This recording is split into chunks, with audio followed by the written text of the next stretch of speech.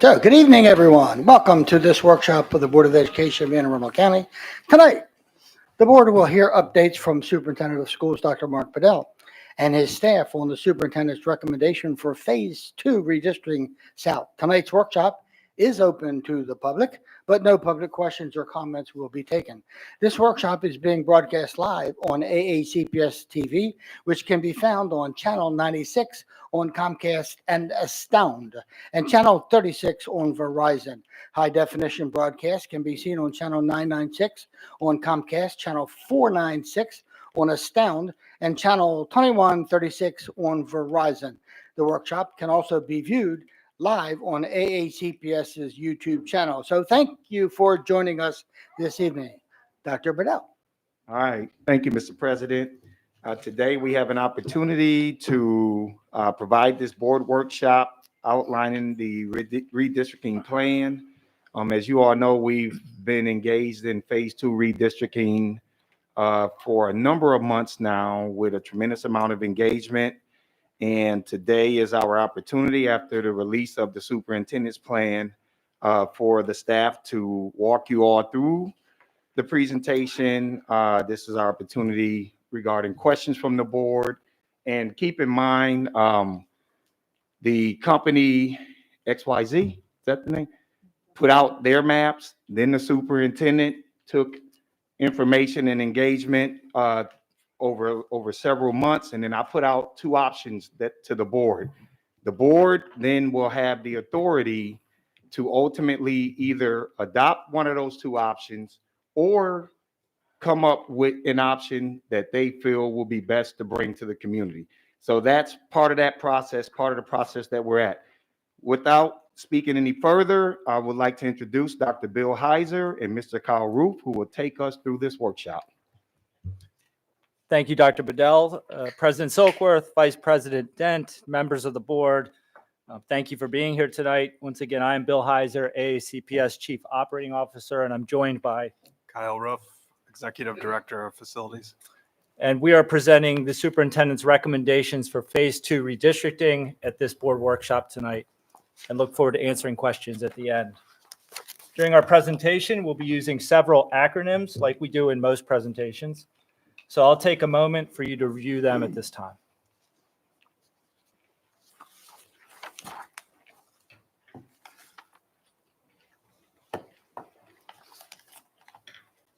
This agenda outlines the key topics we will cover, starting with an overview of the redistricting process to set the context. We'll then share the public engagement efforts, which provided all stakeholders an opportunity to hear their voices be heard.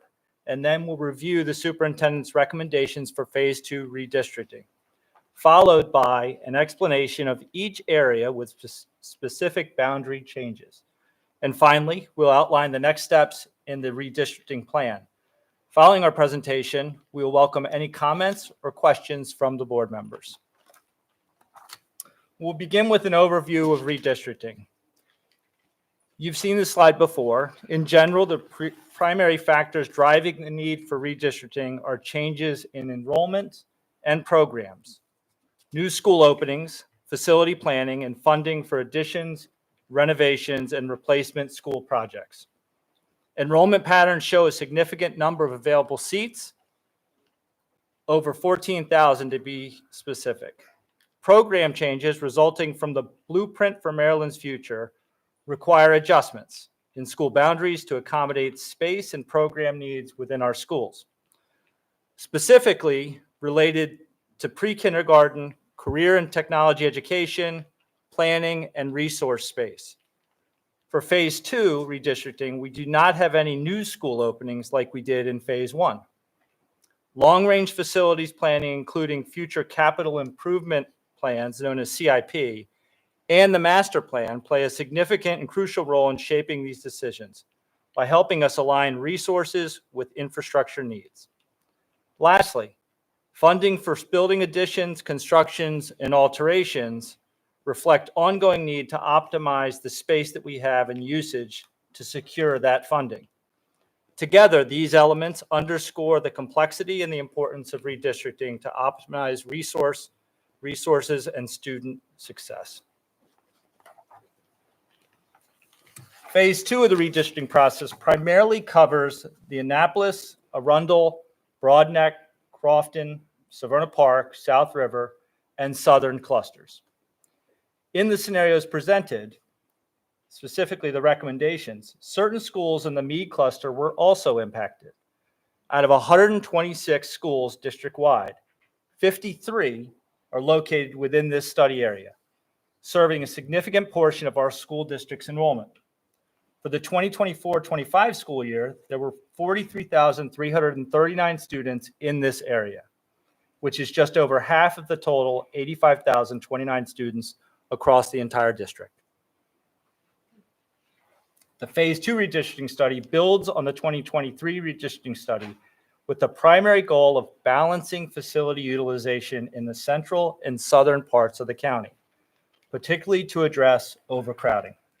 Additionally, the study also seeks to minimize student travel distances where possible and reduce disruptions to school assignments. The redistricting schedule began in June of 2024 with the selection of the firm WXY as the consultant. And from July 2024 to January 25, the AACPS staff and the consultant developed 3 scenarios for public feedback, to which we required a lot of feedback. The web tool opened in February of 25, allowing public comments until May 15th. The superintendent's recommendations were released on July the 23rd. Tonight, we're holding this board workshop to review the superintendent's recommendation and answer questions from the board. On September 17th, the board will select which of the superintendent's recommendations or their own amendments and possible options to be brought for public briefing on September the 29th. Hearings will follow on October 13th and October the 27th, and the final board vote is planned for November. The Phase 2 redistricting implementation is planned for August of 2026, which is next school year. Public engagement, as you know, has been a very important component of the first phase and Phase 2 of redistricting. During this process, it helped us form the superintendent's recommendation. You'll see from the screen above that we've had, since we released the superintendent's recommendations, we'd have over 10,400 unique website users. We've had 13,800 website page views, and we've had 1,900 unique map comments. Once again, that is since the release of the superintendent's recommendation. You'll see the map, and it indicates there's a scale there that indicates the comments and the types of comments that were received in each of those areas. After reviewing the comments and information gained through the public engagement period and updating the data set with information from the 2025 Educational Facility Master Plan, the superintendent, with the assistance of WXY and our internal planning staff, crafted the following recommendations. This screen shows the key metrics of 2 superintendent recommendations noted as R1 and R2 compared to the current boundaries. Relative to the current boundaries, R1 increases overall distance traveled by approximately 1% and impacts approximately 2% of the Phase 2 student population. R2 is less impactful. In R2, the overall distance traveled and number of rezoned students is lower than R1.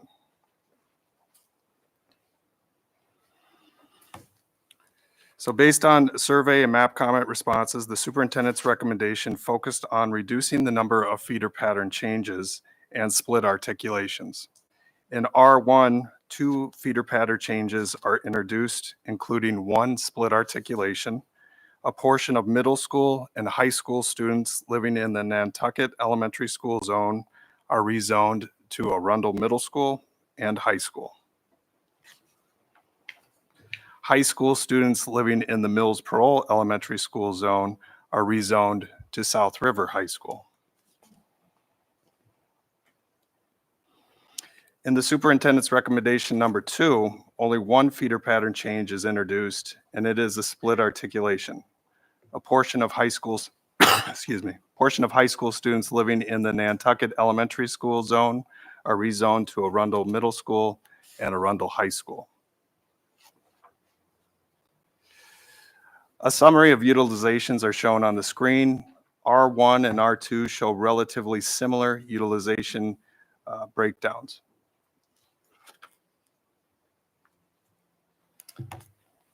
Our transportation division compared the number of walkers in superintendent recommendation to the current boundaries, and there was no significant difference between the scenarios. Then they compared the estimated bus riders from the superintendent's recommendation to our current number of bus riders, and there were about 250 more bus riders in superintendent recommendation 2 and no changes in recommendation 1.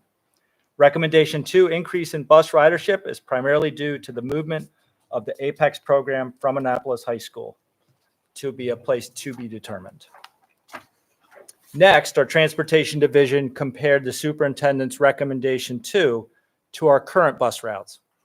Under this recommendation, there is an increased need for bus transportation within the study area, and it is estimated that 3 additional units would be required to transport students in the Annapolis cluster. Legacy students. Students that will be entering the 12th grade in school year 26-27 will have the option to remain at the high school to which they are currently assigned. Students electing to remain at their current high school will be required to enter a legacy student transfer portal. Transportation will not be provided for legacy students opting to remain at their current school. All other students will be required to attend their newly assigned school. This legacy student provision is the same as in phase 1. Current magnet school assignments will be honored. Students currently enrolled in magnet programs at secondary schools will continue to be enrolled, and their current assigned school magnet school transportation will continue to be provided. For example, under recommendation 1 and recommendation 2, magnet students whose home school is currently Annapolis High School and who are enrolled in the Annapolis IB program will remain enrolled at Annapolis High School, regardless of the boundary assignment changes. The same is true for all other magnet programs. But under recommendation 2, magnet students whose home school is currently Annapolis High School and who are enrolled in the Annapolis High School Apex program will remain enrolled in the Apex program at a new location to be determined, regardless of boundary assignment changes. Recommendation 2 does not impact any other magnet programs. Now we'll dive deeper into the redistricting area changes and maps. So as a reminder, the hatched areas on the screen note areas being redistricted from current boundaries. Recommendations 1 and 2 propose identical elementary school level boundary changes. In Area A on the screen, significant adjustments are observed within the Arundel, Crofton, and Meade clusters. Due to ongoing residential development in this region of the county, a review of the boundaries for Two Rivers Elementary School and Piney Orchard was deemed necessary. Additionally, in response to increased residential growth near the Odenton Town Center, boundary modifications were implemented among Odenton Elementary, Manorview Elementary, and Seven Oaks Elementary. In Area B, the R1 and R2 recommendation recommends students from Davidsonville Elementary School be moved to Central Elementary School to maintain most of Davidsonville's current boundaries. When we review the movement chart in the superintendent's recommendation packet, the following student changes are noted in Area A. At Two Rivers, 84 students are moved to Piney Orchard and no new students are gained. At Piney Orchard, 119 students are gained, 35 of those from Four Seasons Elementary, 84 from Two Rivers. In addition, 75 students are moved from Piney Orchard to Manorview Elementary School, resulting in a net gain of 44 students and achieving a 91% utilization. At Seven Oaks Elementary School, 63 students are gained from Odenton Elementary. At Manorview, 84 students are gained from Piney Orchard. At Odenton, 28 students are moved from Watchapel to Odenton, and 9 students are moved to Manorview Elementary, and 63 are moved to Seven Oaks. A net loss of 44 is achieved to get to 94% utilization. At Watchapel Elementary, 28 students are moved to Odenton, and no additional students are gained to get this school below 100%. At Four Seasons, 35 students are moved to Piney Orchard, and no additional students are gained to get the school to 97%. At Crofton Elementary School, 14 students are moved to Crofton Meadows.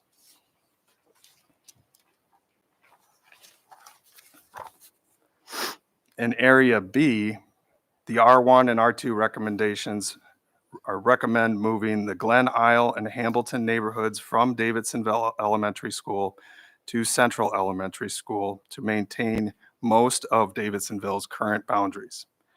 This move helps preserve the majority of current Davidsonville boundaries.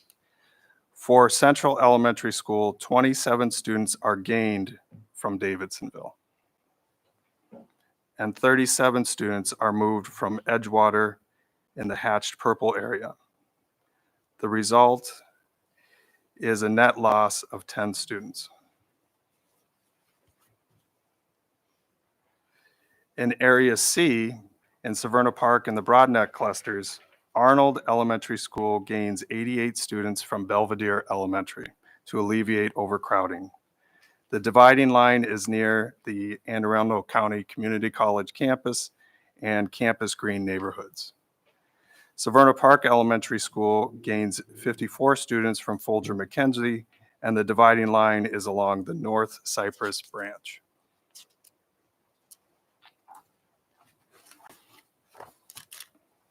For middle school boundary adjustment, the notable difference between the current boundary and the superintendent's recommendations is an articulation pattern of Nantucket Elementary School, or Area A, on the map. In order to alleviate overcrowding at Crofton Middle School, a split articulation is being recommended for a portion of Nantucket highlighted in the hatched green area. Students north of Nantucket Elementary School's building that access Rydell Road would move from Nantucket Elementary School to Arundel Middle School following their 5th grade year. In Area B, the portion of Edgewater north of the South River would continue to attend Central Middle School in both recommendations. In Area C, Jones would continue to attend Severna Park Middle School in both recommendations. Diving deeper into Area A, at Crofton Middle School, 103 students would move to Arundel Middle School. At Arundel Middle School, those 103 students would be received from Crofton Middle School, and 81 students would be moved from Arundel Middle School to MacArthur Middle School.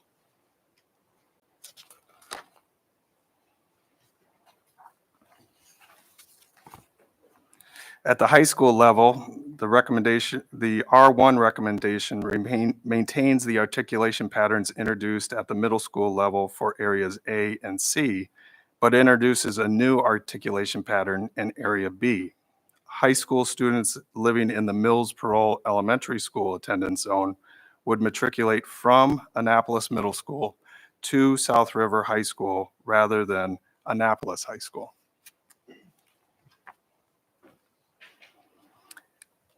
In Area A, Arundel High School would gain 184 students from Crofton High School, and 112 students would move from Arundel High School to Meade High School.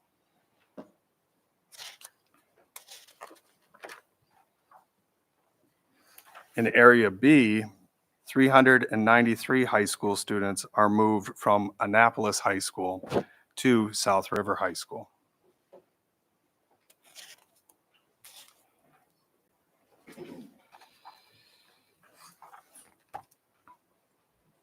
For recommendation number 2 at the high school level, the R2 recommendation maintains the articulation patterns introduced at the middle school level for areas A, B, and C, but introduces a magnet school change at Annapolis High School to relieve overcrowding.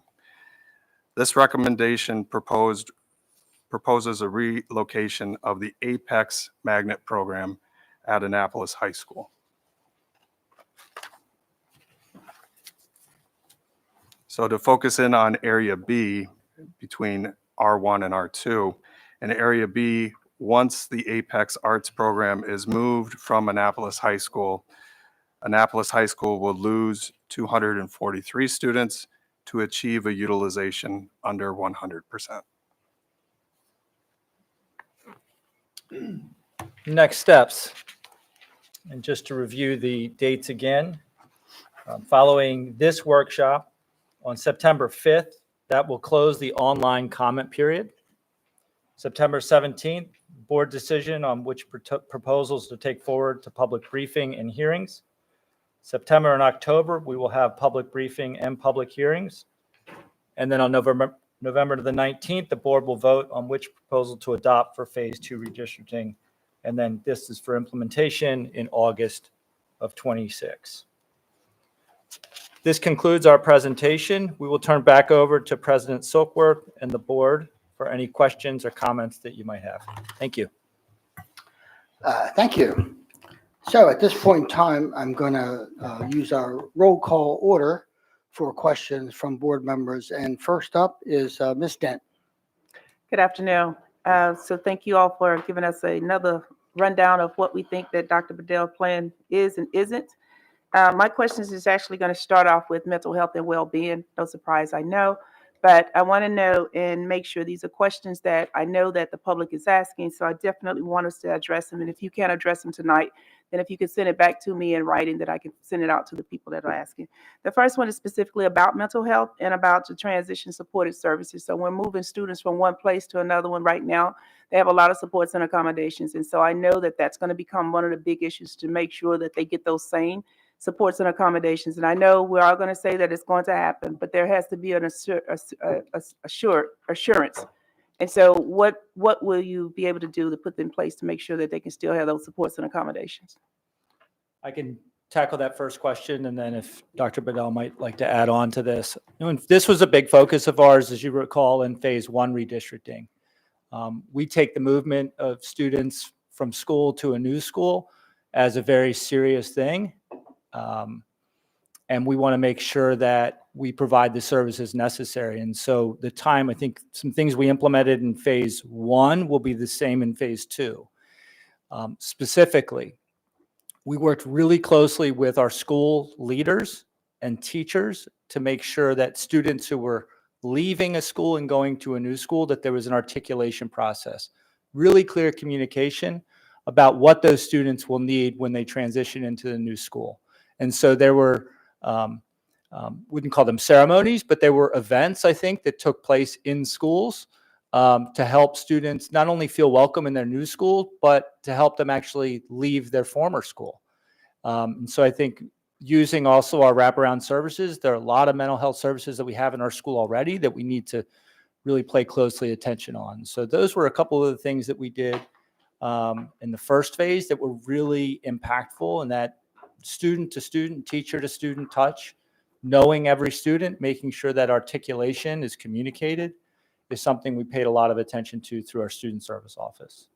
And yeah, I'm sorry, everybody. I've had a tough weekend. Something hit me on Saturday, and it's just been a struggle.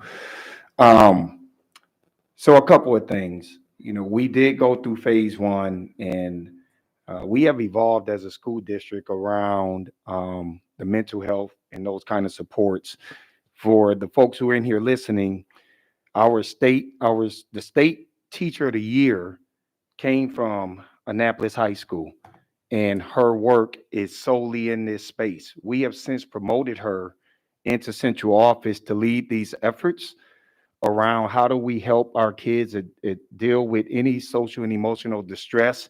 All of that resides in our department under Miss Monique Jackson. And so I feel very confident that the structures will probably be even a little bit more robust than what we did in phase one, just from things that we've learned. Additionally, while the state data is not out yet, I will, in executive close on Wednesday, be providing embargoed data to this school board. And I can tell you, many of those schools who were redistricted last year had a very strong year. And then we'll end up putting this information out to this community. So I think the way that we did transitioning last year or 2 years ago when we finished phase one, it's already paid dividends with kids being able to get in and embrace the new learning environment. And so we have a formula for how we will do that, and I think we'll be able to enhance that, Ms. Dent. My second question goes to a concern that I had last year, and I guess you proved me wrong, but I'm still concerned about it because this time we got a little bit more people, high school. I do still strongly support. I know the recommendation was for 12th grade for legacy, but I think still that the 11th and 12th grade still has about the same amount of stress that goes into an individual, especially if you're the person that's going into the 11th or 12th grade.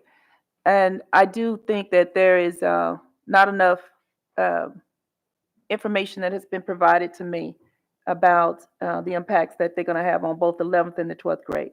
If the recommendation for legacy students that want to remain in their at their current school to be provide transportation, then why isn't that so for both the 11th and the 12th grade? I think I don't know if you want to speak to this one, Bill, on, I don't know if it's potentially moving kids in addition to already maintaining the current enrollment poses, I would say, potential overcrowding, class size issues. I'm trying to remember why the decision was made that we would only do 12th graders when we did it in phase one. Your question is around 11th grade specifically, Yeah. but I also heard something about transportation. There's a component of that as well. Excuse me. Yeah, the second part of the question is that if the recommendation is for a student that would have potentially been moved to remain with their legacy school, that they had to provide their own transportation, right?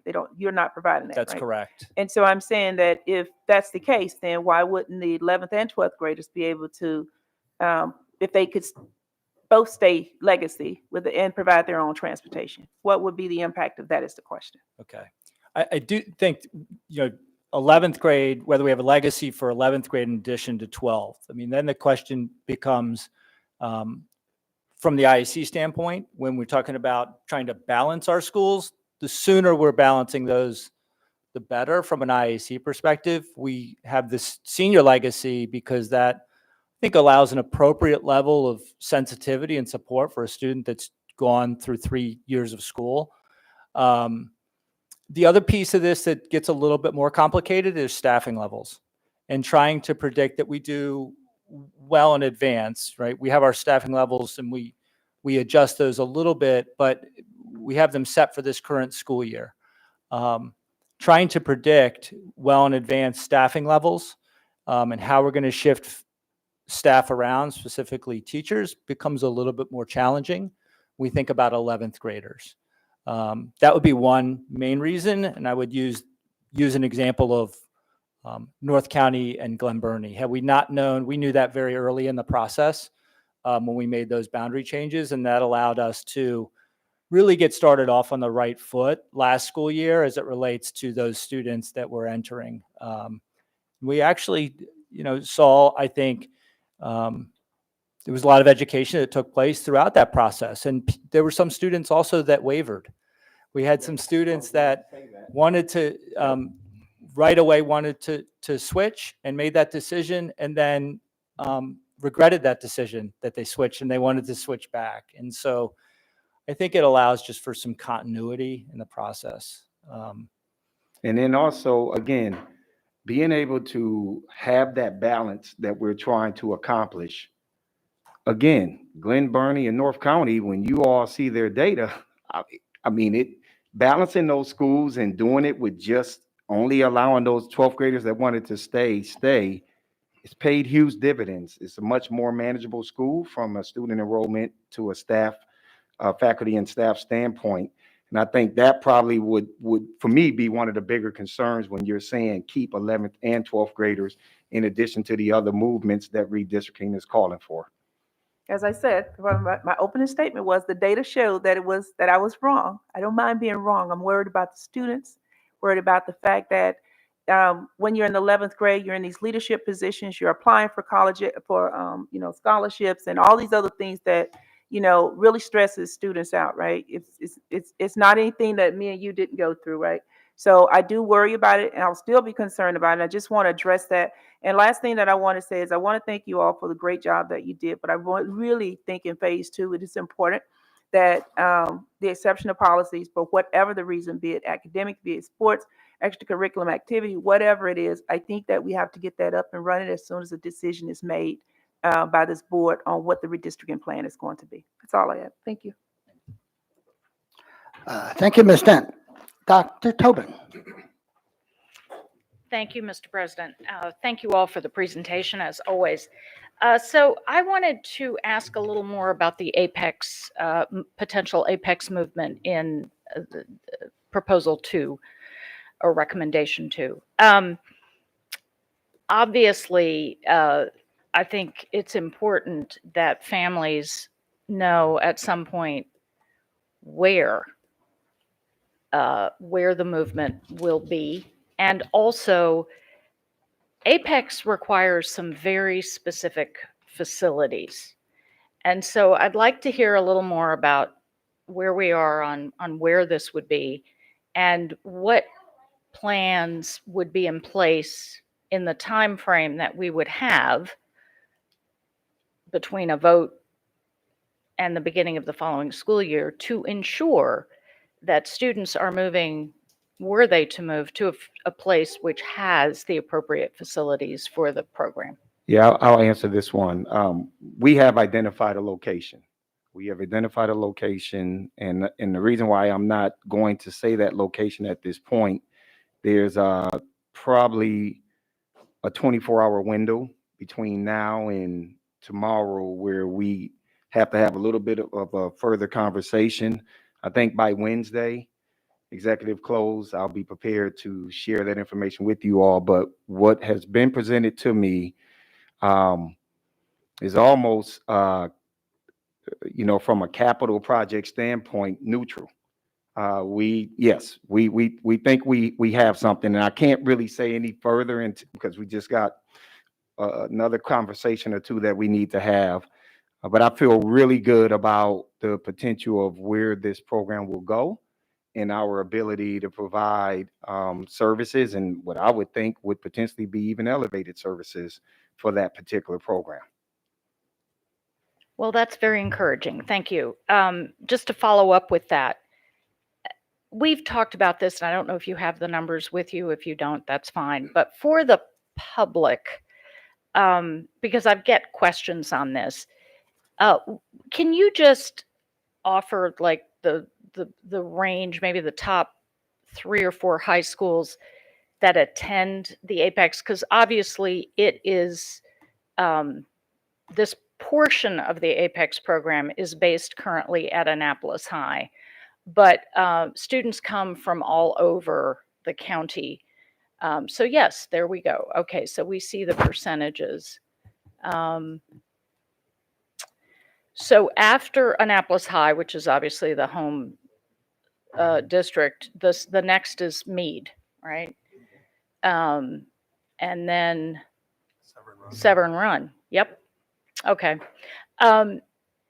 So the other question I have then, obviously, Apex students only spend a portion of their day in the home high school or in the high school in which the program is based. They then move to Studio 39. And that is a critical part of the program because, as we know, it's a split program in which we have, for example, the musicians, the singers, and the musical theater students at Broadneck, and we have the actors, dancers, and designers and technicians at Annapolis High, just to give you sort of one portion of it. So they have to come together at Studio 39 in the latter half of the day. So can you say a little more about, Sure. how, if it were, Broadneck and Annapolis were initially chosen because they're sort of the closer to get people together. So what about the plan to Sure. transport students? You want, I'll just say that the academic team, along with Dr. Bedell, have been very thoughtful in considering the important role that Studio 39 plays, in addition to the synergy or collaboration that occurs between both schools. And so I think, when the plan is rolled out, you'll learn more information about that. yeah, well, we're very confident Studio 39 will be at play. Okay. That's probably the most I can say.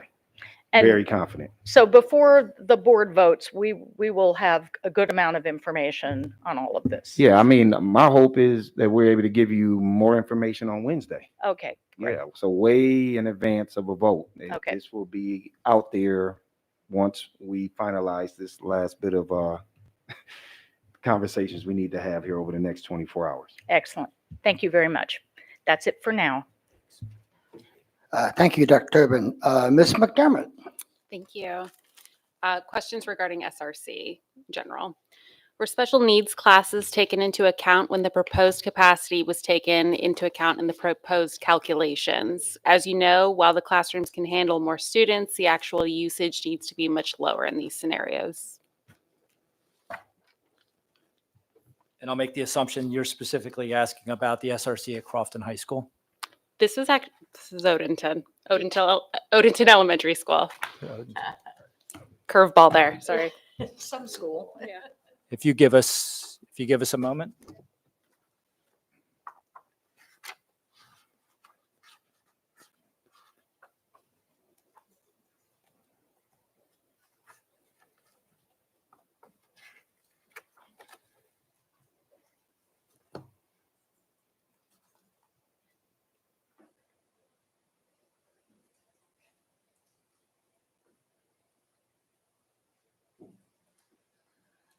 So Appendix G provides an overview of what classrooms were counted towards the SRC. For Odenton, there are 4 classrooms counted for special education. Got it, thank you. The second question regarding SRC, and you'll be able to catch on real quick which schools this is pertaining to. Can we truly rely on SRC alone to measure whether or not a school is over capacity? To provide context, Arundel High School, which opened in 1950 and has various renovations through 2008, feels different than Crofton High School, which opened in 2020. Our newer schools have larger halls, bigger common spaces like gyms and cafeterias, and larger classrooms. Can we not also consider the adequacy of the space? Thank you for the question. Number one, you can absolutely rely on the accuracy of SRCs. There's some disagreement among the community and our team. However, we'll stand by SRCs specifically at Crofton, but we stand by the SRCs at the other schools as well. In regard to the IAC determines the SRC, and they determine the utilization and the space that's being utilized and how it's being used by what type of classroom that's being used. I think the question is a good question, but also a subjective question. What might feel like a full school to me may not be a full school to you. One thing I'm really proud about as it relates to many of our schools, and we're thinking about Crofton and others, is that I think every single person on the board, including our team and others across our system, have visited the school while school has been in effect and occurring, right? And so the school was designed, specifically Crofton, was designed for a certain SRC, and we've identified new classrooms to go above and beyond that piece. But it's designed, and the specifications are a certain specification. You really can't go and change rooms and what they are if they're meant for a specific purpose. Would you like a follow-up? Good if you're good. Okay, good. Thank you. Thanks.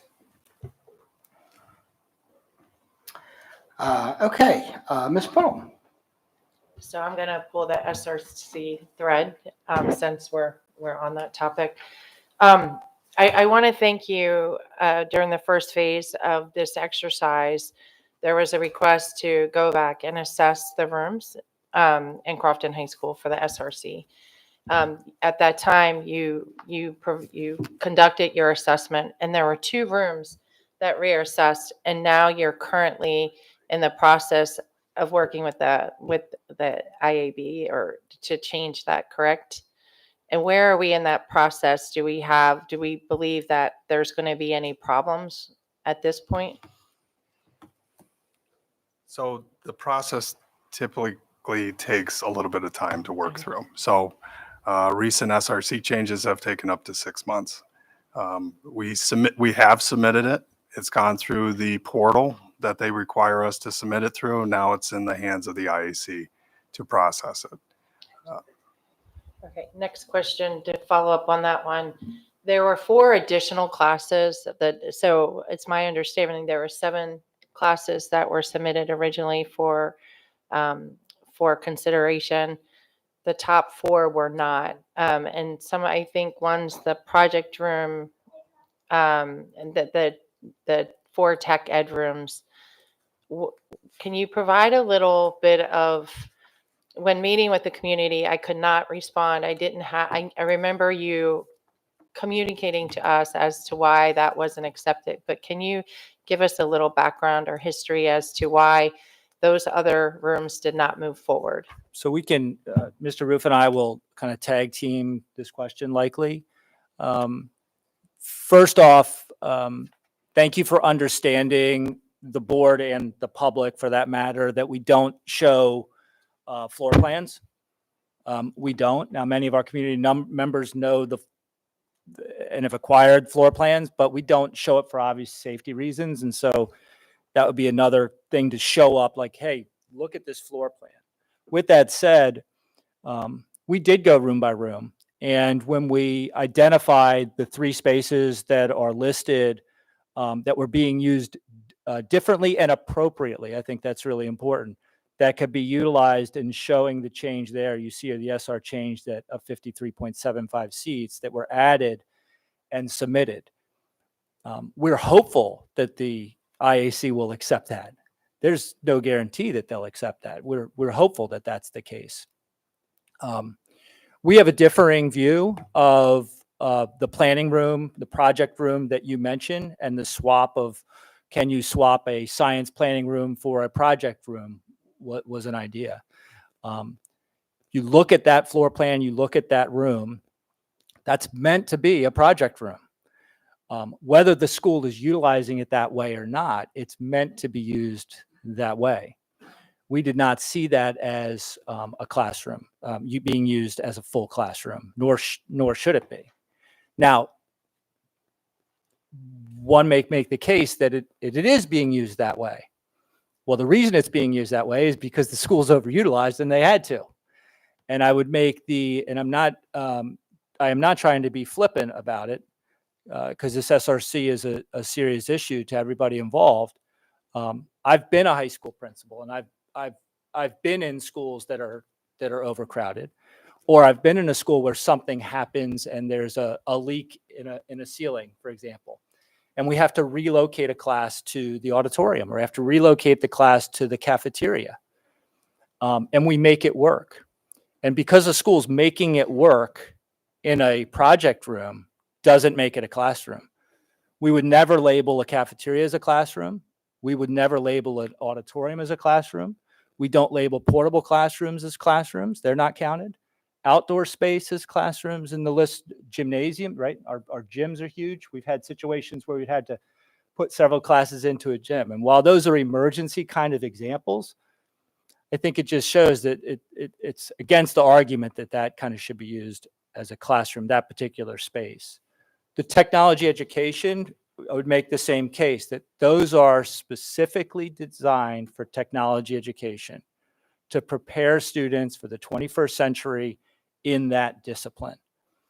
There may be a situation where the master scheduler is utilizing that and putting a government class in that space.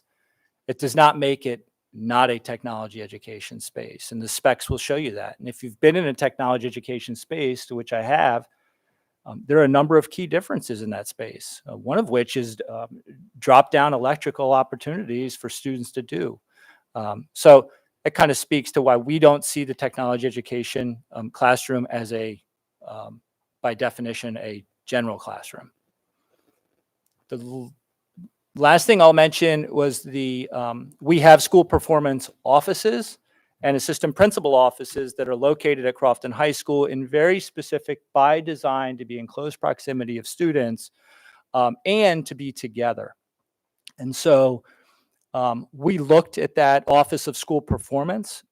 By no means, and superintendent looked at that space specifically. I know that. Board members have looked at that space, and all can vouch, as well as our engineering team. That is not a suitable space to add a classroom. Not suitable at all. So, And if I could just, just for the community's knowledge, for people who may not know, probably thinking he's just saying stuff just to be saying it because he's in the role. Bill was principal at North County High School when it was overcrowded. Bill was principal at Catonsville High School. Bill ran Crystal Ray, where he had to understand this stuff in and out, the proper uses of certain rooms based on how the school was built. So I just want to add credibility to your experience in the response that you're giving to our board. Thank you. thank you. I just want to thank you. When the community requested you to do the assessment, you did it. It might not be the way that they were hoping, but I thank you for doing your due diligence, and thank you because I could not remember the explanation, but I wanted to make sure that everyone in the audience could hear that. Thank you very much. Thank you, Ms. Pullum. Ms. Shalhoub. First, thank you for the presentation. These extra slides that we're seeing, can those be sent to all of us? Because it's easier for me to follow along if it's right in front of me, and that would be great. Thank you. I want to talk about enrollment and projected enrollment, both for the Crofton cluster and for the Arundel cluster. It's my understanding that the county council passed some law about 2 years ago that enables developers to just develop at will anything, so long as that adjacent cluster, even if that cluster's closed, so long as an adjacent cluster is open. So my question is about enrollment, what you are projected enrollment, what you see on the docket for those two clusters, and what we think is in the pipeline in a reason, and when you guys even hear that something's coming up in that regard.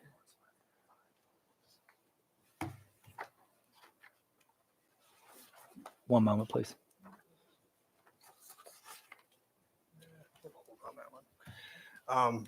So we get, I guess I'll start with the APF. So the county council did modify the adequate public facilities rules for schools. That included adjacent schools. So if you're looking at a Crofton High School, you're looking at anything that touches Crofton High School as an adjacency. And if there's available seats, that does allow the developer to utilize those seats.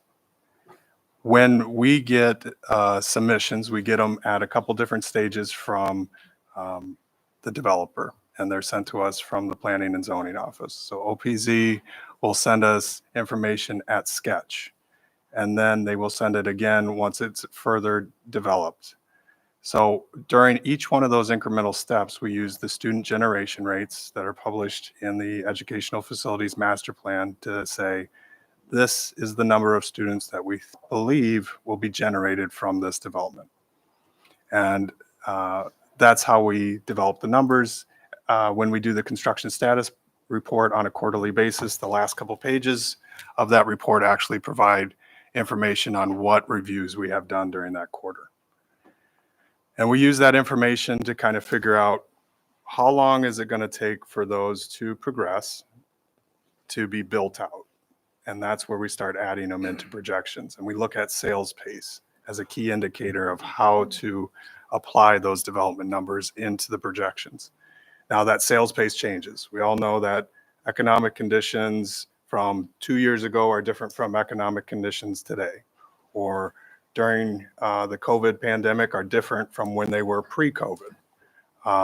Those all get recalibrated on an annual basis, and that's why we publish the Educational Facilities Master Plan. Now, as far as projections go, we use a method called grade succession. So it's basically we take a prior year of actual enrollment, we move it down, and then we add what we believe are development or what historical trends are for adding students during that next grade level. Now, there's certain grades where we have transitional periods between 5th and 6th grade when we transition from elementary to middle school. Depending on the school, we see different outcomes. Some people or some schools gain, some lose. Same thing we see at 8th to 9th grade when we go to high school. And then as we progress in high school, we see different rates for that grade succession. How many students stay within that cohort? How many students go back to, a 9th or 10th level as far as the number of credits they've earned relative to the students they started with in 9th grade. All those factors play into how we get to our projected enrollment numbers. I really appreciate that. And so, we just approved a facilities master plan. So all of that was taken into account when evaluating the recommendations before us now, correct? We looked at major development within the county, tried to project the number of students that we believe will be generated from those, and reserved adequate seats. Okay. And sorry, one more is related to this. Do you believe that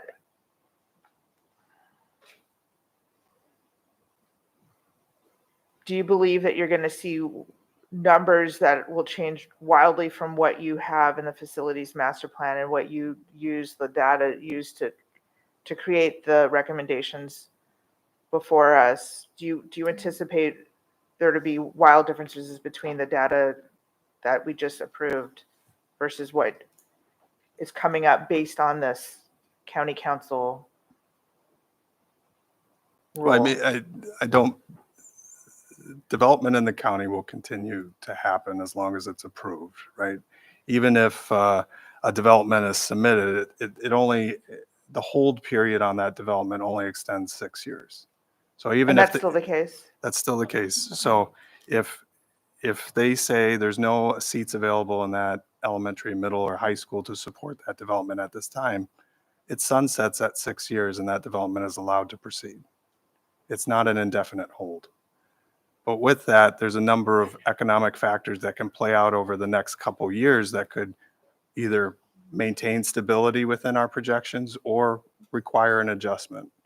And I think it's important that we can't, for everyone to understand, we don't have a crystal ball. We can't predict the next 10 years in high fidelity. And that's why we do this every year. And the 6-year hold, even if the adjacent cluster is open, the 6-year hold applies to all of it? Or did the change a couple years ago loosen that restriction up? And then I'll yield back. The change a couple of years ago allowed a little bit more flexibility as far as looking at number of available seats. So instead of your focus just being on that one school, so if your development was in a certain high school cluster, either an elementary, middle, or high school could close it and require that development to be on hold. Whereas now you're looking at a much broader area. Okay. I definitely will have more, but thank you. Appreciate it. Thank you, Ms. Shahan. Mr. Morgan. Oh, I'm sorry. Thank you so much for all the work you've done Yes, so no far. problem. I feel like we have made significant progress from the very beginning. We've definitely minimized impact on a lot of students, but we still have, I think, a little bit more work to do because I personally feel I cannot support a plan that includes split articulation. I don't think it's a healthy thing. So I would really like to delve into all the options to see what we can do to avoid that. So some questions I have.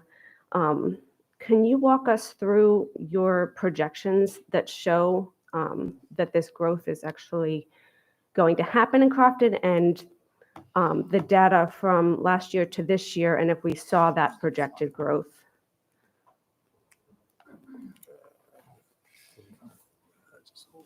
So I guess I would point back to the Educational Facility Master Plan. And if you flip to Crofton High School and look at the utilization, the current utilization in 2024 was 110%. So these are real students. The school is over capacity based on the SRC, right? We're continuing to show over 100% capacity in that school for the next 10 years. And that, has a large factor to do, not with development. Some schools, some feeder patterns, it's based on turnover of housing stock. So existing housing stock that turns over, people moving in, people moving out, students being generated from existing stock where high school families, middle school families want to move into that because it's a great school system. They want to have their family attend those schools. And that's what Crofton is largely built out, except for the southern portion where you have, rural farmland and R1 planning areas. But we're seeing a healthy turnover in the housing in that area, which is contributing to the student population. Okay. So you have seen growth this school year as compared to last school year, not a decline or stay the same? We won't have official numbers until September 30th Okay. to affect the school year in the 25-26 school year. I won't be able to tell you exactly what those numbers are until Okay. around Thanksgiving. Okay. And as far as the space, I do appreciate that, there was thought going into the schools and looking at the classrooms. However, there are people in the community who do believe that some of that was inaccurate or that spaces could be used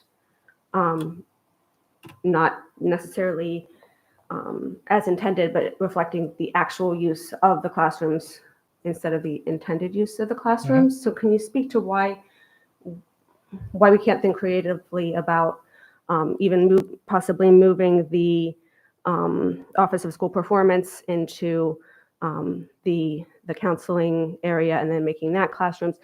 Is there room to be more creative here in the process? Yeah, and I don't know that the problem is a lack of creativity. We have a very strict definition by the IAC, and I can surely tell you that if we're unconvinced that would be okay as a classroom, I can almost guarantee that the IAC, who's far more stringent than us, would approve that. The rooms that we've changed, we are hopeful in that regard, and we think that that is our best thinking there.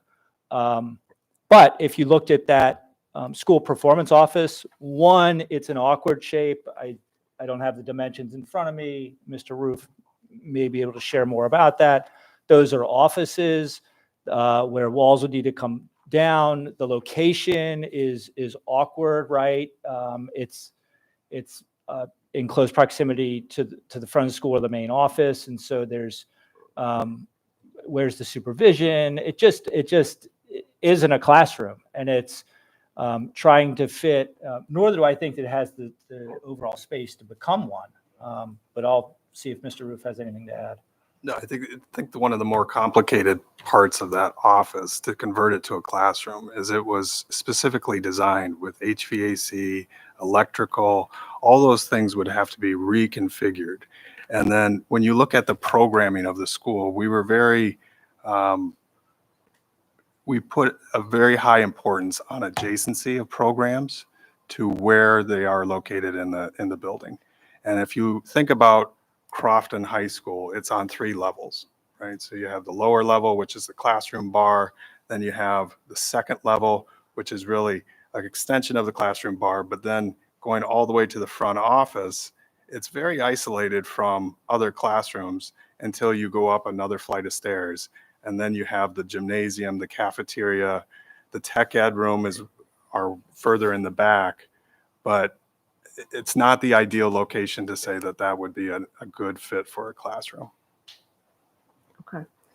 I think that's all the questions. I'm just still kind of trying to wrap my head around, I feel like we're getting 2 sets of data, one that's suggesting that there will not be growth in the Crofton area and that it's going to remain stagnant or decline.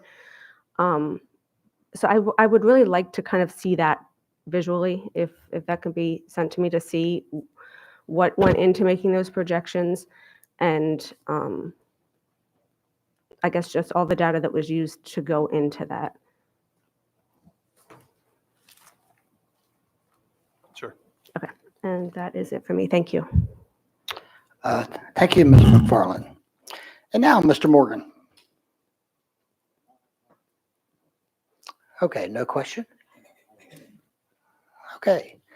Okay, so again, I've been a good listener, as always. I do want to begin what I'm saying by, as I always do, that redistricting means that some students will go to a different school. Having said that, a lot of the questions that I had there, they've been already talked about and answered. For the record, I do want to make the point, for the sake of everybody watching, everybody here, I was on the APF committee, and so I know what transpired there. And I just wanted adequate public facilities. Thank you. What drives the enrollment? Before I got on that committee, I would have answered differently, and I would have been wrong. But it's important for everybody to understand that what drives the enrollment is not the building of new homes. It's the resale of existing homes. That's the principal factor. It's not the only factor, but that's the principal factor. And that was made very clear to us on the adequate public facilities. I had a question about the SRC, as many of my colleagues have had, that there have been some concerns about our predictions not being accurate, being faulty. And Dr. Heiser, you've already addressed that very well, so I thank you for that. I also heard about the impact and a possible decision about maybe including 11th graders in our legacy as legacy students. And I don't need any answers right now, but I would like to at least talk about that and get some data about the impact that if we were to include our 11th and 12th grade students as legacy students, at the impact that would have But we talked about the mental health of our students. Well, that's really very, very important. But so that's something that I'm interested in as well.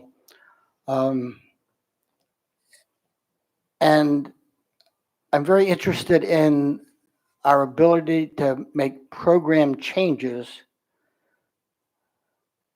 to accomplish our goal. For instance, moving of the Apex program. It'd be interesting to see the recommendations about that. But, you know, how about their other programs? I'm just wondering about an AG program at Southern. Southern High School is very underutilized in terms of seats. A lot of interest, not just at Southern for an AG program, an agricultural program, but also at Annapolis and at North County. And so if we were to, from a programmatic standpoint, add another program like that, that at a point in time when we can do that, that would help us fill the seats that are open and move some seats from schools that are overcrowded. And I guess the final thing is I wanted to thank everybody in this room for being here and for advocating. I'd like to certainly thank Dr. Heiser and Mr. Roof, Dr. Bedell, and the entire staff for everything that they've done. I'd like to thank my colleagues up here as well for the time and the effort that they've put into this. And at some point in time, we as a board are going to have to take a look at, once this is done, where do we go from here? Because there has not been a comprehensive redistricting that I can remember in my entire career. And so we'll be taking a look at that, I believe. And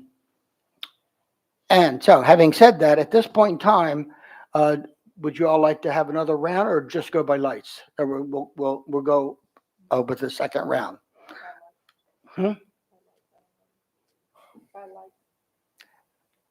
Lights? Lights? Okay, we have consensus. Now I see some lights on. I don't remember who was first. Okay, it was Mr. Morgan. Thank you, Ms. Schalheim. Mr. Morgan. Hi, and again, thank you guys for this presentation and everything, and all the conversations we've had. Similar to my question a little while ago, many of the things I've been hearing from fellow students that are moving schools is, the losing of programs and the clubs they're in. Although I'm not sure how I feel when the conversation is about losing their titles, but generally, my concern is when they're losing, that club in general and the feeling of being a part of a program, a team, or anything. And I just want to make sure and clarify that when you say there's events at those schools and everything, that also pertains information on those, school clubs, school events, school programs, and teams for students to be aware of. Thank you. Just to say, I know that we will absolutely pass that information along and make sure it's included. We know how important extracurricular activities and clubs, let alone sports, are to students and helping them to stay involved in their new school. And so certainly I'll pass that along as well. And I'll say this because I don't ever want to overpromise and underdeliver. Their clubs, as a former high school principal, they do vary from high school to high school, depending on the teachers and the staff members who want to sponsor those clubs. So there could be a chance that the club that's existing at a current school and students moving to another school may not be available, but it doesn't mean that there aren't other clubs that these kids will be able to join. Also, our hope is that as students move into a new environment, they're able to develop a level of comfort, build relationships, and potentially approach a teacher or a staff member to also sponsor a club. Thank you. Okay, Dr. Tobin. Thank you. So I'd like to dig in. We've had some conversations about this, but I'd like to dig into the Annapolis cluster a little more. Specifically, with regard to some potential maneuvering around the Hillsmere catchment. We have heard from a number of individuals, I have heard from a lot of individuals in that area, that there are neighborhoods on the sort of other side of Bay Ridge that are actually quite close in proximity to Hillsmere, but from which very few students currently attend our public schools. And so I'd like to ask if you can share some of the information with regard to the numbers of students who come from those neighborhoods, sort of south of Carrollton, and what the impact would be if they were to move into the Hillsmere catchment and out of the Georgetown East catchment. Sure. So up on the screen is kind of a diagram showing that proposed change where we would essentially use Carrollton Road and Bay Ridge as a boundary. It would, given that there's relatively few number of elementary school students in that area circled on the screen, the Georgetown East enrollment would go from 330 or 59% utilization to 319 or 57% utilization. Hillsmere enrollment at 400 would essentially take those 11 students and get up to 81%. Okay, so we're within reasonable limits on both schools. Okay, that concludes my question. Thank you very much. Ms. McDermott. Okay. These questions are kind of around Fort Meade. Has there been any communication or outreach to the base regarding the potential movement of 230 students, the majority of which are from non-military families? These families would be coming on base at the same time that folks would be reporting to work, and gate wait times are currently upwards of 30 minutes at peak hours. Could the base handle this increase of gate access in a timely manner? 2 points, great question. 2 points to mention. One of which is that we have a really great relationship with the base and the leadership there. And so that I mentioned that because these conversations will need to pick up quickly and enhance and make sure that they are very aware of this student change, the number of students coming on. The second thing is that we've got time on our side. And this is not implemented until the vote is in November, not implemented until August. And so it allows us more than a semester in terms of how we're planning. And as someone who helps to support and oversee transportation, we naturally want to encourage parents to utilize buses and not drop off in most situations across the county, but certainly in that situation where you have to get through the gate. And if you had mentioned 30 minutes of wait time, and we'll monitor that this school year actually, and see what those wait times are as we get into the school year and people are returning back to work. It's going to be important to keep a look at that and just make sure that we're ahead of that, not behind it and reactive of it. Great, thank you. And then Welcome. the second question is for those kids who aren't able to take the bus for whatever reason, what does the ID verification process look like for parents and for parents who are not U.S. citizens at that? Sure. And the DoD, Department of Defense, clearly spells that out. And I'm talking to some experts on their own with military background. I want to mention that. I was looking today, for example, at the MacArthur Middle website. MacArthur's on base on our website. It clearly lays out how you get base access. I think it's been really helpful. I think also communication from Mr. Mosier's office does a great job each and every year. And so getting onto base is not a new thing for Anne Arundel County. That's happened historically. It's new to some folks, and I think that is why we have to kind of clearly communicate the fact that you would need a background check, the fact that you would need 2 forms of identification that are listed on the website, to make sure we can support those families and what you might need. In the situations where a parent or guardian cannot access BASE for whatever reason, we work with those families individually and take them on a case-by-case basis in our student service office and try to meet their needs. Thank you. Ms. Pullum? Okay, I'm definitely going to have a lot of comments this evening because District 7 has a lot of disruption. So right now, can we go to Crofton? You and I spoke about this earlier, Dr. Heiser. Shadywood Circle, you mentioned that there are 14 people leaving Crofton Elementary School and being placed in Crofton Meadows Elementary School. I wanted to see if you could provide additional context to that and justification. Yes, give me one moment, please. Okay.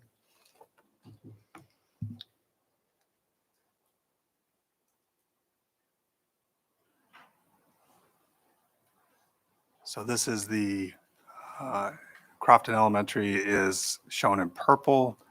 The area that we're looking at is the light blue. And there's a hatched area right there. So there's approximately 14 students moving from Crofton. 14 students are moved to Crofton Meadows. We believe that if there is additional growth in the Crofton area, Crofton Meadows would serve as a better site for an addition. And that provides us that little bit of wiggle room. That's the intention behind the move. Thank you. Next question, and I would like to come back to this after, but I wanted to understand the justification. Next, the Southern High School feeder. We're going to go all the way south. And this is regarding Deal Elementary School.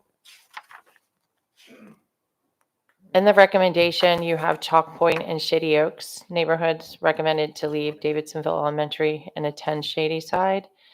What I would like to know is how many elementary school students live in that Chalk Point neighborhood and how many in Shady Oaks?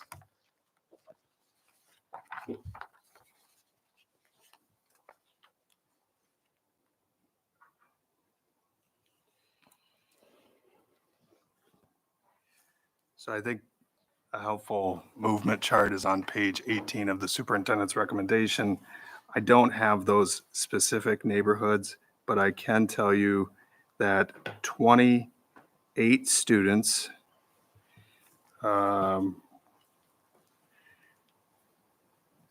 would be moving from Deal to Shady Side, I believe.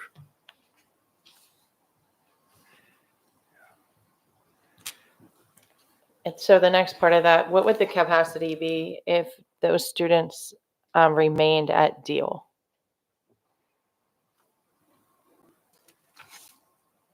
It would be what it is right now.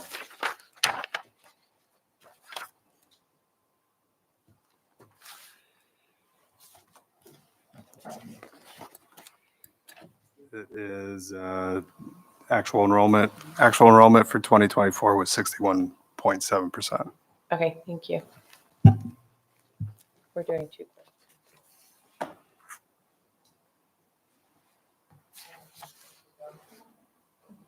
All right, let's keep going. All right. Wait, Sarah, you go first. So great. Nan, let's go to Davidsonville Riva. This is an area that I've had, as you know, the Glen Isle piece coming in is a new change. I've had a good amount of hours with the Glen Isle folks. What I'm going to do is give you some data I'd like to capture. I know that you might not have this evening, but I'd like to come back to you on this because, like I said, they're just just were informed of the recommendation, and I want to make sure that we give them their due diligence and look and see if there are other options. So if you don't mind, what I'd like to learn is how many elementary students currently live in the Cambria neighborhood, how many live on Beards Point Road, how many, and again, that I can get this from you. It doesn't have to be this evening. I just want to tee it up. Asquith Farm Road, Anglesey Drive, and then lastly, how many students live south of Doden Road on Birdsville Road? And what I'd like to do is once I get more information from you guys, come back, because then I'll have, that won't be here during this evening, but I would like to come back to you once I've had a chance to work with the community on that. Can I just go back to that prior question about Deal? Oh, yes. I misspoke. So I want to clarify. So Deal is also receiving 57 students from Tracy's. So if you eliminate the move of the 28 students, but add the 57, you are closer to 79%. Okay, thank you. And we will research that information that requested and get back Okay, to you. thank you. Actually, I'm going to pass it on for right now. Go next. Okay, so I think we should be with Ms. Shahan. Thanks. I want to talk about the Piney Orchard Manor View potential move, and understanding that it's, complicated for some parents or some families to get on post. I want to understand if there's been any change in development in the Seven Oaks area since the facilities master plan was approved last.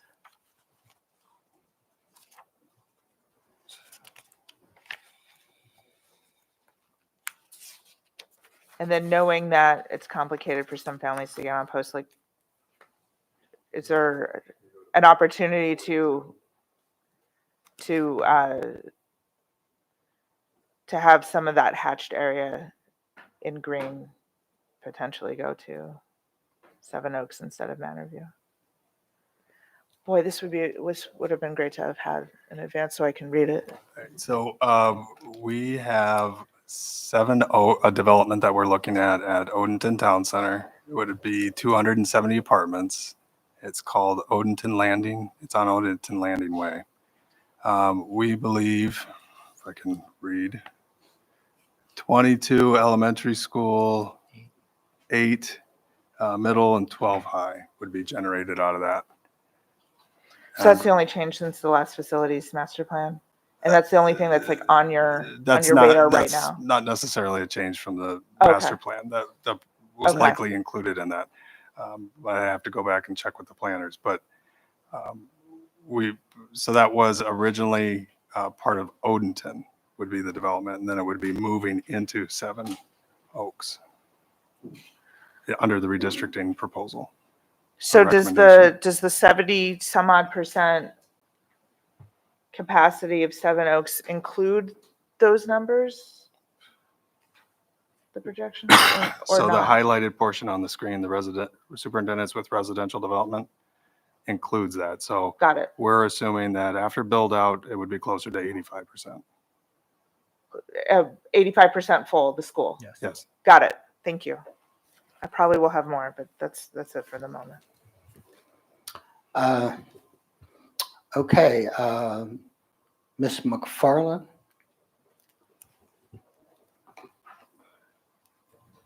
Thank you. Sorry, I have a bunch of notes here, and I missed a couple as we went through before. So the Crofton community had some questions in advance that I sent, and I just wanted to make sure that we touched on them, so everybody can work together here.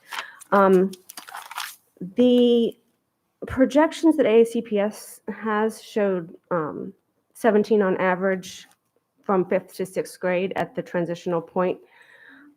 However, the community is suggesting that they lose an average of 21 students over the past 10 years. So can you speak to the discrepancy and where we're now projecting 17, In what transition year are you talking? 5th to 6th? All right. Well, if you can go to page 45.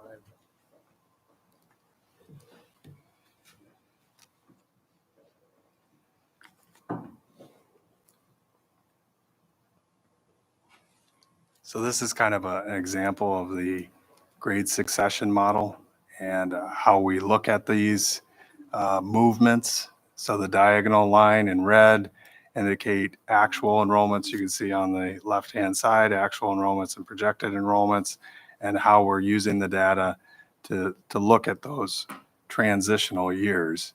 So if you look at, for example, the 5th and 6th grade in 2021 to 2022, it's important to keep in mind that during these years, there was a pandemic, and the loss of students is something that we need to kind of take into account. And then we had rebuilding years. So the cohort of Crofton as a feeder system has only been in place since 2020. So to go back 10 years and project and say the graduating class is different from the 5th grade class by X number, it's kind of a difficult thing to put into play since it's only been around for 5 years. Okay.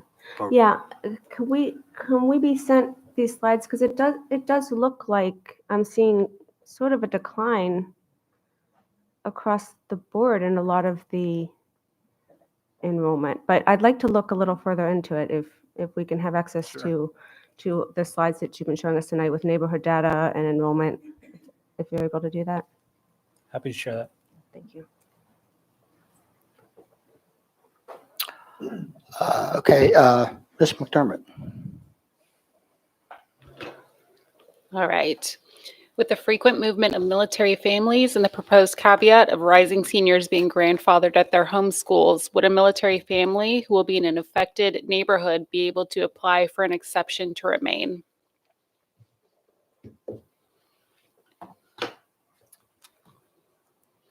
Well, I guess the easy answer is that anybody can apply for any exception, right? You could actually apply for anything. Whether that would be acceptable or permissible would be determined, bless you, by the chief of systemic supports in that office and student services. So it's certainly like all requests and then appeals, they're looked at seriously on a case-by-case basis. Thank you. And 2 more questions. Can you please, you've already explained the formula to some degree that you use to make the enrollment projections, but is there a place where this is posted for the public to see? So the appendix of the Educational Facilities Master Plan offers kind of an overview. So pupil generation factors are in Appendix I. The description of the actual model used is in Appendix H. Got it.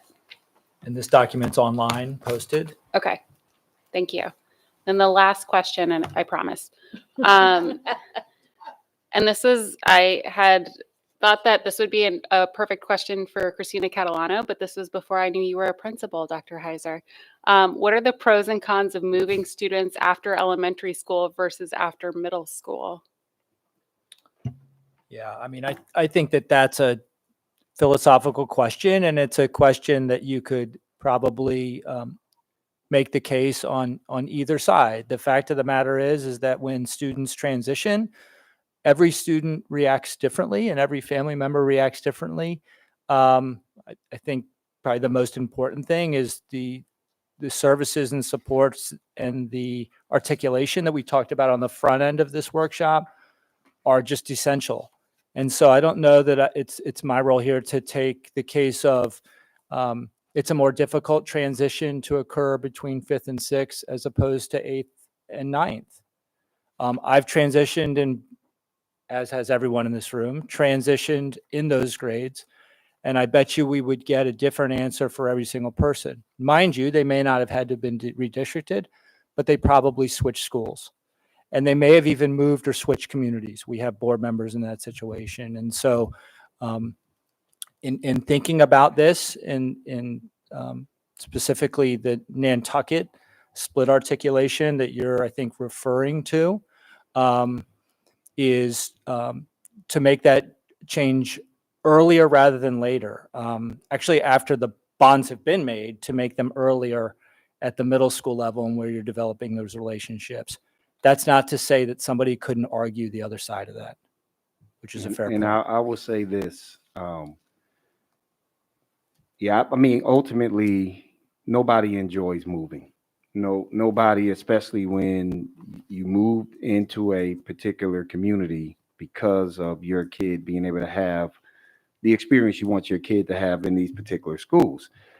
And again, I will say to you all, like, this is, besides making bad weather calls that don't work out and then you wrong, redistricting is probably right next to that as the worst thing that we have to do.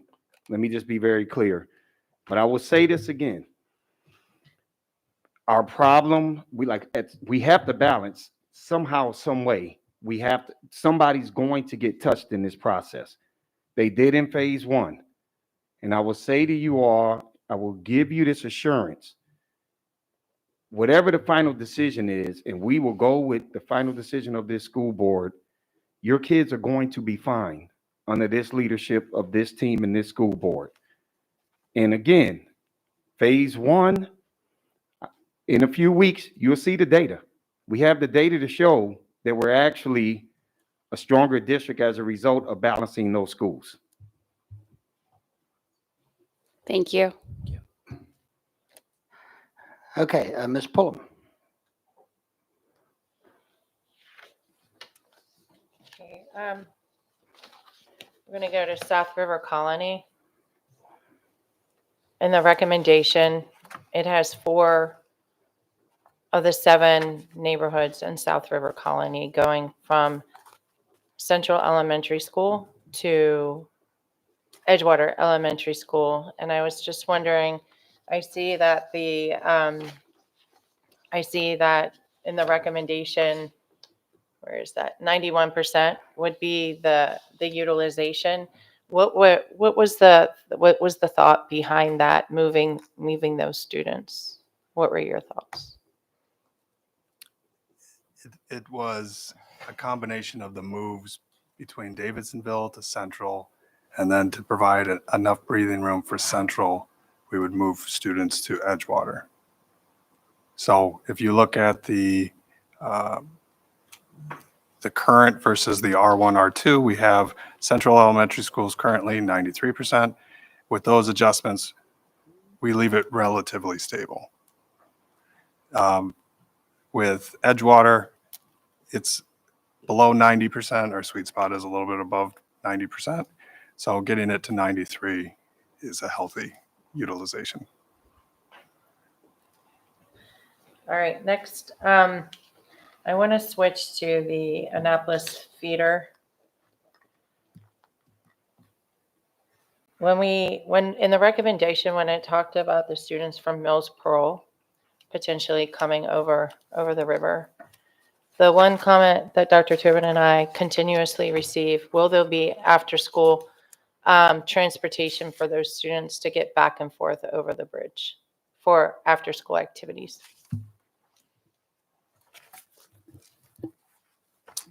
Not at the moment, but something for us to consider. I think consistent with something Dr. Bedell said just a few minutes ago, is not to overpromise. And so certainly don't want to overpromise in that situation.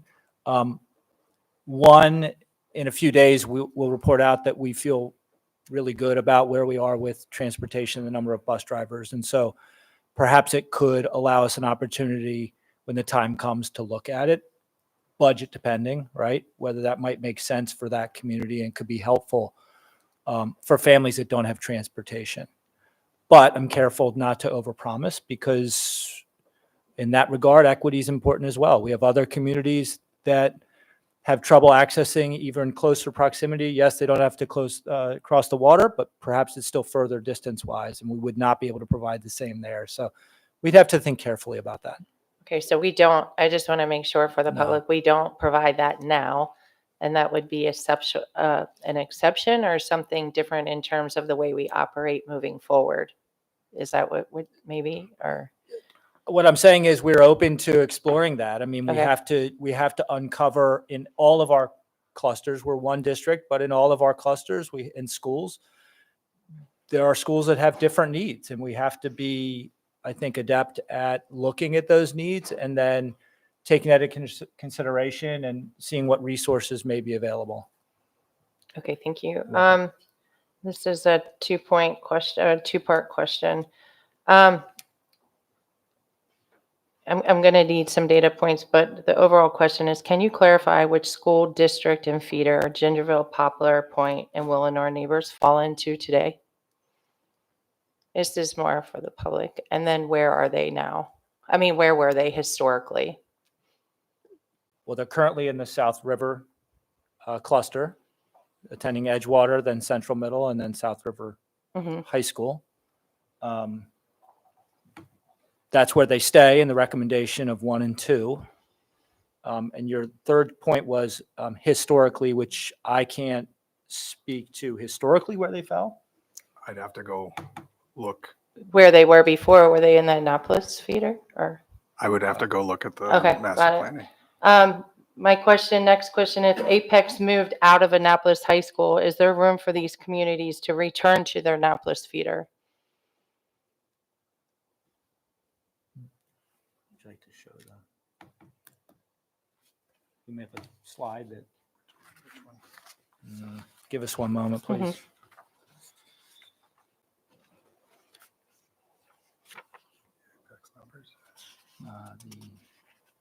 We have a mitten. This one? Do we have the mitten relocation that shows that it'll fit?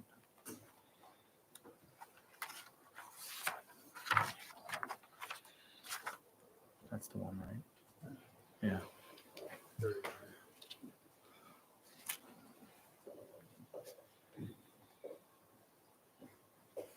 So, and we say this respectfully, you had mentioned the communities that lie within that. It's been branded as the mitten because it looks like a mitten. And we mean that affectionately. So we do. So when you look at that geographic area and you see, we've taken a look to see when you move Apex out, but even at the elementary level, what happens to the utilization rates. And you'll see that in green there on our left side looking at it, you'll see the utilization goes to just under 90% at 89% if that geographic area goes into Mills Pearl Elementary. You see below that what happens to Edgewater if they come out of Edgewater Elementary, where it goes to 82%. And then at the middle school level, you'll see the enrollment goes to 837 total with a 54% utilization. So I'm just going through these. And at the high school, you see it would, if it's included, it would be at 90% utilization. So the answer is yes, it would fit. Thank you. That's it for now. Thank you. Ms. Schellheim. Do we know how many students the mitten represents?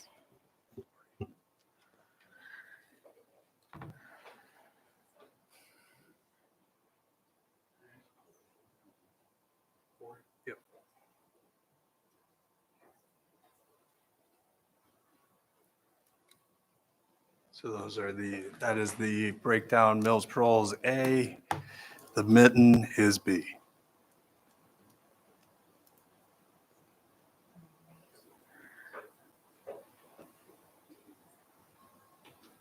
Okay, the mitten's B, okay. And then within the mitten, do you have it broken down east-west with Route 2 being the divider?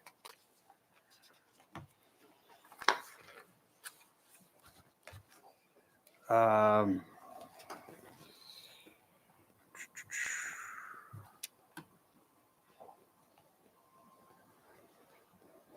do. There's approximately, on the west side, 55 students in elementary. And on the east side of the mitten, there is approximately a little under 30. For elementary, do you have those for middle and high as well? I do not have them for middle and high. I would love that when you have a moment. And thank you. So it's my understanding from talking with folks that were appointed to this board, it was an appointed board in that time, quite a while ago, that the mitten did once and historically went to Annapolis. And it's my understanding through those conversations that change happened about 10 years ago, just for the record. And I hope I'm not misspeaking on that. Should it move? Actually, I don't want to get ahead of myself. But I do want to know, in terms of development potentials in the Annapolis cluster, if you're aware of anything additional than what's feeds the facilities master plan in the Mills Parole area as well as the Rolling Knolls area. Oh, you have it up. So those are the developments that were included in the master planning. The kind of the interesting part of the development that's occurring in Annapolis is in that Parole Town Center area. So a lot of those apartments don't generate as many students as one would think using generation factors. Now, which one? I'm sorry, I'm having a hard time reading this, but because my eyes are not the greatest. But which one on this are you referring to? The top one? Yeah, so you have the Riva Road complex at Annapolis Town Center at Oh, yes. 175 apartments. We say, using the generation factors, it's 11 elementary students, I believe. I got to get a new prescription on my contacts. 5 middle school, and then 6 high school. That's why I was saying it's better if I have it in front of me. We'll provide the slide. Thank you. But what we've historically seen, even with that large apartment complex in the Parole Town Center, is that there's very few elementary school and middle school and high school students being generated out of those buildings. And it all comes down to really price point and who the demographic that their sales pitch is going towards. So nothing huge in the Mills Parole that would see a big bump for public school students that's on your. Not at this in your time. A card lot right of things now. are still in the planning stages. There's some subsidized housing developments in and around the Annapolis area that are still what we believe a couple of years before we actually get anything to really look at as far as breaking ground and actually starting with these processes to actually count towards students. But there are things on the horizon, but we can't operate under things that haven't been sent to us and we haven't been able to review and figure out how far along they are in the pipeline. So they're so far out that It hasn't been it's anyone's included. guess. Yeah. And this is the entirety of what you have so far on your radar. So nothing in the Rolling Knolls area. And my questions aren't suggesting. Those are in the Rolling Knolls, right? Those are in the Rolling Knolls. So you see elementary school, Rolling Knolls, Rolling Knolls, Rolling Knolls. Yeah, my eyes are, I'm It would telling you. affect Bates Middle School and then Annapolis. Oh, High I School. see. Okay, yeah, and so nothing in Mills, nothing in the Mills Pearl then? Yeah. Got it, got it. Okay, thank you. Yeah, it's like, I feel like I'm at the eye doctor, 1 or 2. Yeah, I'm with Yeah. you. Ms. Dent? I want to go back to something I heard you say a little bit earlier, Dr. Heiser, is that the suggested SRC additions have not been approved That's for correct. Crofton. That's correct. They've been submitted, I heard that part. 100% been submitted, confirmed, they have it, and it takes up to 6 months for them to approve. So that means I'm approving this plan and you may not get it approved? I mean, they may not be approved? So let me ask you a different question. The recommendations that you have for Crofton, they do or do not include the new decision was made with the intent that these SRC additional seats would get approved or not approved? If you look at slide, let's see, there's a summary slide, I think it was 16, 14. 14. So if you look at the summary slide, it has an asterisk on it. So the one school that shows up in the 100 to 110 category is Crofton. So we're showing that as the current SRC, we would be in that bucket. But with the pending SRC approvals, that school would actually move into the 90 to 100% category. Okay, I will tell you this, Dr. Bedell, is that concerns me because I just had this out-of-body experience that just gets disapproved. And so then that puts Crofton at 110%. Is that accurate? If it doesn't get approved? If it doesn't get approved, let me pull up.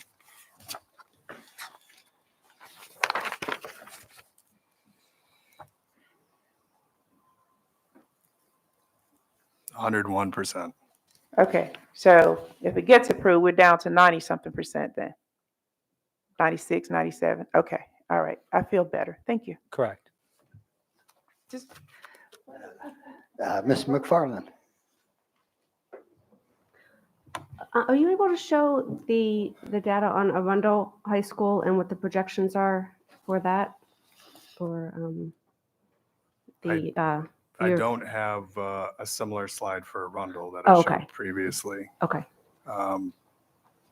but we can. Yeah, once you have it, if you can make it available. Similar to the Crofton projections, is that what you're asking Yes, for? yep, yeah. Okay. Okay. Thank you. Okay, so I'm seeing no more lights, but I would like to, one final time, anybody wants to hit their light? Ms. Shahan? I just want to thank you both for entertaining all of our probably hundreds of questions at this point. Thank you. Ms. Pullum? I too want to thank you. As I mentioned earlier, District 7 has a lot of disruption. No matter the cluster, there's disruption. There's a lot of moving pieces. And as we continue to go down this path, I hope that you will still keep your door open and work with us because, like I said, the Glen Isle, the South River Colony, there's so many different things that we're still trying to explore. When one piece moves, there is a reaction somewhere else. So I thank you. The community thanks you, but I hope that I can come back to you guys and like tomorrow or this week to start getting some of those numbers so we can get more clarity to see if there is another option. I just want to make sure we leave no stone unturned. So thank you. Dr. Tobin? Yeah, I want to add my thanks. I also want to reiterate for those here tonight and those watching, while obviously we're working in some cases cluster by cluster, we all represent parts of the county. I want to thank my colleagues for asking questions, for example, about the Annapolis cluster. And one of the reasons for that is everything impacts everything across this entire district. And so things are not simply contained in one cluster. And I think that is something the public, I hope, will understand, that as all of us work through this, I say for myself, I have every confidence working with this board that this is the intention of every member of this board to do the best we can for everyone. And that does not mean everybody gets everything the way they would ideally like to see it. But we have to look at the implications, not just within clusters, but throughout the system for all the students in AACPS. Because at the end of the day, I know the reason I get up in the morning and do this job, and it is so that regardless of where you live in this county, your child will go to a great school. That's ultimately what we're all aiming at. And as Mr. Silkworth has said, and others have said, this is a painful process, no matter what. But I believe all of us have in our sights doing the best we can for all the students of AACPS and ensuring that there is continuity of this system. It is sustainable. None of our students are in overcrowded schools. I've been in situations where I've seen teachers teaching in closets. They will make it happen if they have to, but that's not how it should be. And so our goal is to get this right for everyone. So thank you again, and thank you to the public for your engagement, your continued engagement. It's incredibly important, and we're grateful for it. And I will continue to deliberate. Thank you. Mr. Morgan. Yeah, I too want to join and give thanks, especially coming onto the board and having to kind of jump into a lot of this and get caught up really fast. I feel like, Dr. Riddell and his team, Dr. Heiser, when we sat down, I felt, and even the presentations are very easy to understand. I'm excited to see the extra slides sent to all of us.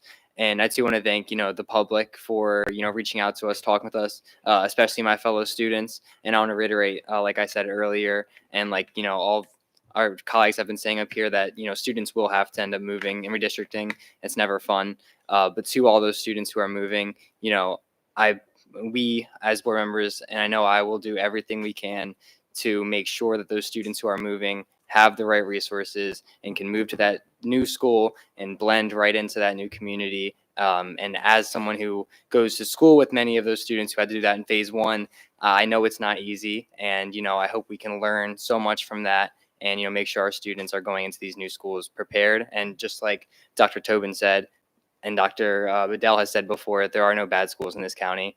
And no matter what school a student is going to, I'm confident that, they can belong, grow, and succeed and be a part of that community. Mr. Morgan, thank you so much. I couldn't have said it I couldn't have said it better. So I too would like to thank all of our stakeholders that are here this evening and that are out there watching. Dr. Heiser, Mr. Roof, Dr. Bedell, the staff, you guys are absolutely fantastic. I also have to say to every one of my colleagues on this board how proud I am of them for their focus on this issue. And so I would like to leave this by making one additional comment. And there's been a lot of discussion about student transitioning. I taught for a long time. In Roanoke County, we have over 85,000 students. In Roanoke County students, they transition during their whole careers. They move from elementary to middle and so forth and so on. And they have continued to do this with great success. And the data that we've already gotten from Dr. Bedell and the data that we're going to get from Dr. Bedell is showing that. A great example is North County Glen Burnie. Many of those students, they were involved in redistricting phase one. And I just received some data to show that I believe Glen Burnie seniors earned more scholarship money this past school year than any other school in the county. I mean, that's the data that I got. Braden, that's your your school, my district. So having said that, as I said at the beginning, redistricting means that some students will go to different schools. So the process will move on. I would like to make sure that everybody knows that this slide deck will go live at the conclusion of this workshop at www.aacps.org/phase2 redistricting. And one announcement, this board will meet, our next meeting is this Wednesday. We'll be meeting at 12 p.m. And so once again, Dr. Bedell, thank you. Colleagues, thank you. Everybody out here, we thank you so much for being so patient, being good listeners. Have a great night. Take care.